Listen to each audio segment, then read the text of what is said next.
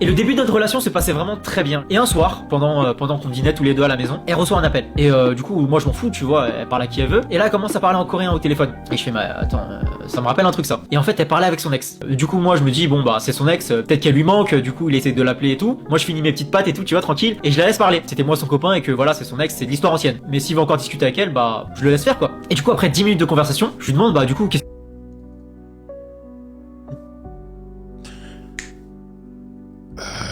Un dating addict pour ce monsieur, un pack séduction pour ce monsieur, un pack d'Alexis Chance pour lui apprendre à avoir un peu d'autorité et un peu de masculinité. Non, ce n'est pas normal, jeune homme. Faut croire que toutes les situations pourtant ont l'air normales. Prendre le numéro, enfin le Snapchat d'une femme à côté de son copain, une femme qui est en couple, apparemment ça a l'air normal. Essayer de se mettre en couple avec une fêtarde qui t'a donné son numéro à côté de son copain, apparemment c'est tout à fait normal aussi pour toi. Une fêtarde qui t'a embrassé par la suite, c'est tout à fait normal apparemment. Et puis c'est tout à fait normal qu'elle puisse parler à son ex devant toi pendant 10 minutes, c'est tout à fait normal. Faut croire que le normal pour toi, c'est quand même l'excès pour certains. Hein, c'est la limite pour certains. Je pense qu'il a un seuil il doit vraiment encaisser les choses, lui. Tu sais, tu peux l'insulter, tu peux le frapper. Il y a que le meurtre, je pense, qui peut l'arrêter, lui. C'est vraiment la limite pour lui. Tu sais, tout le monde n'a pas les mêmes limites.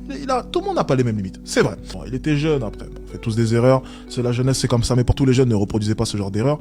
Apprenez-en sur la psychologie féminine et apprenez à bien sélectionner vos petites copines. Et en plus de ça, vous allez potentiellement aussi en apprendre sur vos petites amies actuellement. Parce que, croyez-moi, elles sont pas toutes fidèles, hein. Bon, on enchaîne.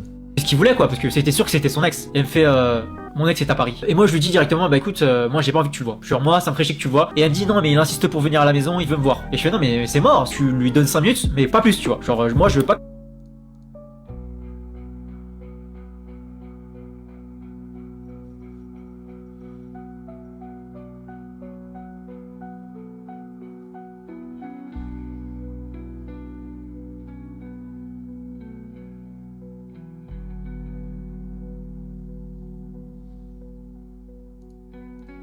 Tu revois ton ex. Et elle rappelle son ex, elle lui dit comme quoi c'est mort, c'est fini entre nous deux, je veux pas te voir, surtout pas à la maison, viens pas me voir. Et ensuite elle raccroche. 30 minutes plus tard, il y a quelqu'un qui toque à la porte. Du coup C et moi on se dit c'est sûr que c'est lui. Et en gros C si tu veux elle habitait dans un studio et comment c'était disposé, en gros t'avais la porte d'entrée et t'avais le lit. Et du coup moi j'attendais tout sagement sur le lit. Et C elle va ouvrir la porte et du coup effectivement c'était son ex. Ils discutent vraiment très rapidement et lui il insiste pour rentrer dans la maison. Du coup il bouscule la porte comme ça et là je tourne la tête et je le vois. Et à ce moment là, waouh, c'était un délire. Le mec, il a pété un câble. Il a vraiment pété un câble. Il a commencé à m'insulter en coréen et tout, je comprenais que dalle. Et là, il arrive en courant, il y avait une bouteille de vin sur la table, il a pris la bouteille de vin, il est venu, il a fait ça. Genre, il voulait m'éclater la bouteille de vin sur la gueule. Moi, j'étais en mode poker face, tu vois. J'étais en mode vas-y, y'a quoi? Et là, il voulait me casser la bouteille de vin sur ma tête. Et heureusement que c'est l'a arrêté, tu vois. Mais en vrai, je pense qu'il allait pas le faire. Mais j'ai un peu flippé. Et moi, en fait, je montrais que j'avais pas peur. Parce que je sais que si je montrais que j'avais peur à ce moment-là, c'était mort. Genre, ma fierté, elle était morte. Et il était là comme ça, tu vois. Mais il a pas fait. Il a reposé la bouteille. Et là, il était vraiment énervé de ouf. Il parlait en coréen avec C. Moi, je comprenais que dalle. Et du coup, je l'ai laissé faire. Franchement, j'étais en mode spectateur, tu vois. C'est comme si je regardais un film. Et c'était vraiment une situation très bizarre. Parce que C, elle a commencé à pleurer. Lui, il s'est encore plus énervé. Et à la fin, mon ex lui dit de dégager. Elle le menace en lui disant, si tu restes ici, j'appelle la police et tu seras dans la merde. Il a un peu flippé. Du coup, il est parti. Et voilà, la situation était un peu spéciale, tu vois. J'avais pas compris pourquoi est-ce que le mec, il a débarqué. Je lui pose plein de questions. Et elle me dit, faut que je te dise la vérité. J'avais pas encore rompu avec mon ex. Et dans ma tête, c'était en mode,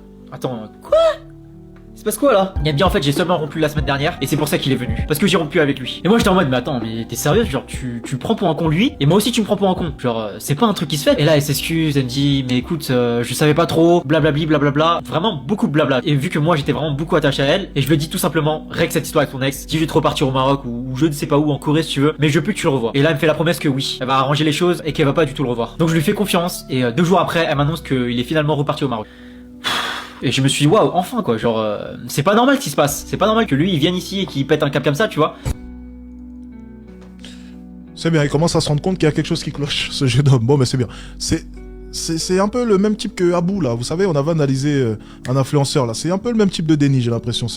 Il se rend compte bien trop tard qu'il y avait quelque chose qui clochait, tu sais. Après, il va nous parler de 6ème sens, tu sais, de Sharingan ou